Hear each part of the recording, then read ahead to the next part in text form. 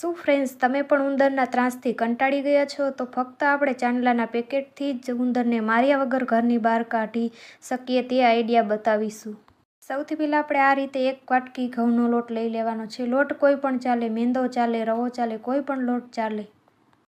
તો ફ્રેન્ડ્સ, ક્યારેક આપણા ઘરમાં ઉંદર આવી જાય તો આપણી મોંઘી વસ્તુ હોય તે આ ઉંદર ખરાબ કરી નાખે છે. ત્યાર પછી આપણે આમાં 1 થી 2 ચમચી ઘી નાખવાનું છે, કેમ કે ઘીની સ્મેલથી ઉંદર આમાં આકર્ષક થાય છે. તે માટે આપણે ઘી આમાં જરૂર ઉમેરવાનું છે. ત્યાર પછી આપણે કોઈ પણ કપ સિરપ હોય તે આમાં ઉમેરવાની છે.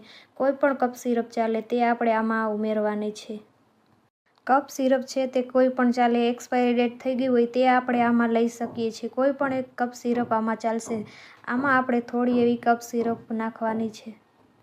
ત્યાર પછી આપણે આ બધી વસ્તુને સરસ મજાની મિક્સ કરી નાખવાની છે. જો આમાં લોટ કોરો લાગે તો આપણે આમાં ઘી વધુ નાખવાનું છે. સરસ મજાનો આ રીતે આપણે આમાં સરસ એવો લોટ બાંધી લેવાનો છે. તો ફ્રેન્ડ્સ, ચોમાસું ચાલી રહ્યું છે. ઉંદર હોય તે ગટરોમાં રહેતા હોય, કેમ કે વરસાદને કારણે ગટરો ભરાઈ જતી હોય તો ઉંદર આપણા ઘરમાં આવી શકે છે. તે માટે આપણે માર્યા વગર જ ઉંદરને ઘરની બહાર કાઢવાનો છે. તે માટે આપણે તેની આ દવા તૈયાર કરવાની છે. આ રીતે સરસ મજાનું આ રીતે મિક્સ કરી લેવાનું છે. તો ફ્રેન્ડ્સ, તમે આ આઈડિયા એકવાર જરૂર ટ્રાય કરજો. તમારા ઘરમાં પણ જો ઉંદર આવી ગયા હશે તો આ દવા બનાવી લેશો તો તમારા ઘરમાંથી પણ ઉંદર બહાર નીકળી જશે. ત્યાર પછી આમાં આપણે લાલ મરચું નાખવાનું છે. 1 થી 2 ચમચી લાલ મરચું નાખવાનું છે, કેમ કે આ દવા ઉંદર ખાશે તો તેને તીખું લાગશે અને તે ઘરની બહાર નીકળી જશે. તે માટે આપણે આમાં લાલ મરચું નાખવાનું છે. આ રીતે લાલ મરચું નાખીને તેને સરસ મજાનો આપણે લોટ બાંધી લેવાનો છે. સરસ એવું આ રીતે બધું ભેગું કરીને લોટ બાંધી લેવાનો છે. તો ફ્રેન્ડ્સ, તમને આઈડિયા કેવો લાગ્યો તે કોમેન્ટમાં જરૂર કહેજો અને પસંદ જ આવ્યો હોય તો લાઇક, શેર અને સબસ્ક્રાઈબ જરૂર કરી દેજો. પછી આ રીતે આપણે લોટ બંધાઈ જાય પછી આપણે આમાંથી નાની ગોળીઓ તૈયાર કરવાની છે. સરસ મજાની આ રીતે આપણે નાની ગોળીઓ તૈયાર કરવાની છે. આ રીતે આપણી નાની ગોળીઓ બની જાય પછી આપણે જ્યાં ઉંદર આવતા હોય ત્યાં આ ગોળીઓને રાખી દેવાની છે. કોઈ પણ જગ્યાએ આપણે આ ગોળીઓ રાખી શકીએ છીએ. આ રીતે આપણે સોફા નીચે આ ગોળીઓને રાખવાની છે. આ રીતે સોફા નીચે આપણે રાખી શકીએ અથવા તો કોઈ પણ જગ્યાએ જ્યાં ઉંદર આવતા હોય ત્યાં આ ગોળીને રાખી શકીએ છીએ.